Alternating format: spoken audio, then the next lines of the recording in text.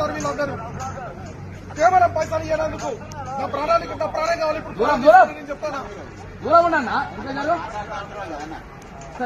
ప్రాణంతో చాలా మాట్లాడతారు. ఒక అధికారి ఆఫీసులకు వెళ్ళి బయటకు ఎత్తలేరు. వీళ్ళు సామాన్యాలు చూస్తారు. వాళ్ళు హింస వచ్చినాక వీళ్ళ మీద కేసులు కాకపోతే అడుగు వీళ్ళు జైల్లోకి పంపిస్తారు.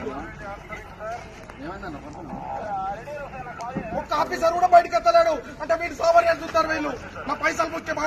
నా పైసలు ఇంత తీసుకోనిగో ఇంకో తీసుకోనిగో ఏర్కోని పైసలు నా పైసలు ఏర్కోనిగో పైసలు ఏర్కోని ఎన్ని లంచాలు కావాలా? లంచాలు తీసుకొని ఏర్కోనిగో పైసలు మీరు కూర్చో. మీరు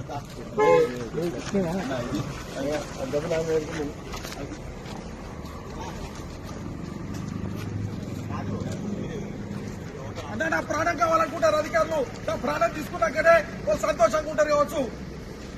నా పైసలు ముఖ్యంగా లంచమో ఎన్ని పైసలు కూడా తీసుకొని అక్కడ మారేసిన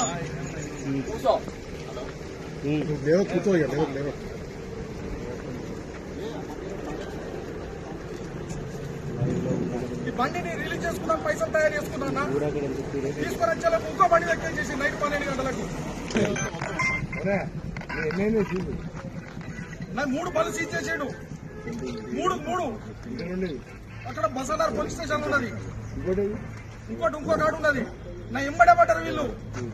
ఏ ఒక్క లారీ ఓనర్ మీద కేసు అయితే నా మీద ఎందుకు కేసు అవుతుంది?